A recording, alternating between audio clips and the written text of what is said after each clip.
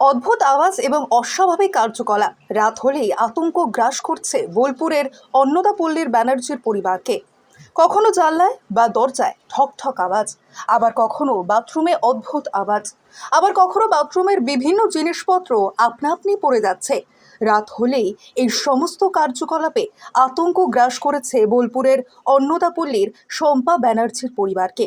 তাদের অভিযোগ, প্রায় 7 দিন ধরেই এই সমস্ত কার্যকলাপ চলছে। তবে তারা মানুষের ছায়া দেখতে পেলেও শরীরে কোনো মানুষকে দেখতে পাচ্ছে না। পার্শ্ববর্তী বাড়ির ছাদ থেকে লক্ষ্য করলেও অদ্ভুত আওয়াজ কার্যকলাপ হলেও কাউকে দেখা যাচ্ছে না, এমনটাই অভিযোগ তাদের।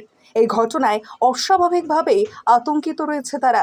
রাত হলে তাদের ঘুম উড়েছে, আতঙ্কিত রয়েছে প্রতিবেশীরাও।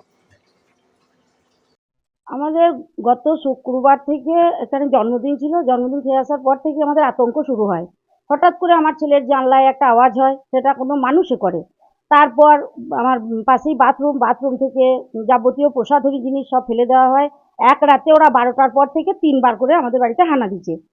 শুক্র, শনি, রবি এইভাবে আজ 10 দিন আমরা আতঙ্কে কাটাইছি। আমার স্বামী হোমিওপ্যাথি করে, হোমিওপ্যাথির ওষুধগুলো নিয়ে সমস্ত গ্রিলে লাগিয়ে দিচ্ছে। এই সমস্ত যাবতীয় যা করার, দরজায় ঠক ঠক করছে। প্রতি রাতে ওরা 3বার করে আমার বাড়ি আসে। তা তো বলতে পারবো না কোনো দুষ্কৃতী, না কোনো আত্মা, না কোনো কি কি আমরা সেটা বলতে পারবো না। আমরা গোটা পাড়া শুদ্ধ লোক আতঙ্ক আছি এবং আমরা প্রতি রাতে 2বার করে উঠি। গোটা পাড়া প্রায় 50 থেকে 100টা লোক প্রতিদিন আমরা উঠি। গোটা পাড়াটা হানা দেয় আমার ছেলেরা, ভাইয়েরা, প্রত্যেকে। কিন্তু কেউ কিছু দেখতে পায় না, কিন্তু এই কাজগুলো হয়েই যায়। না, কাউকে দেখতে পাই না।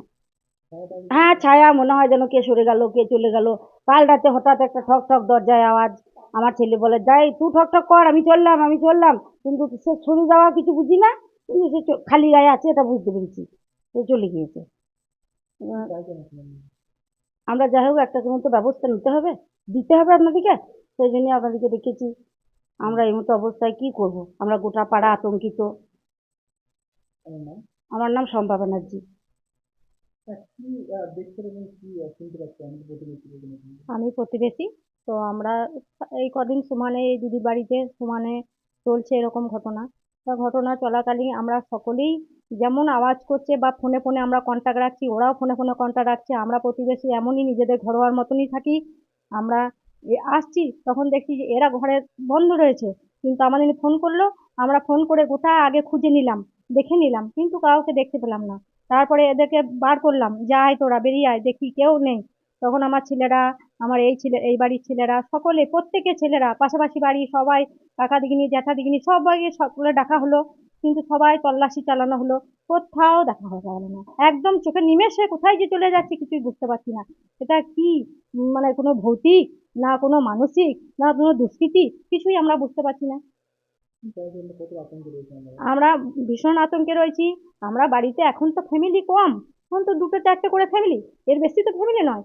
এবারে ছেলেরা বাইরে থাকছে, স্বামীরা বাইরে থাকছে, কেউ ছেলেরা কাজে যাচ্ছে আসছে। এসব নিয়ে আমরা নানা রকম ভাবেই আমরা খুব আতঙ্কে রয়েছি।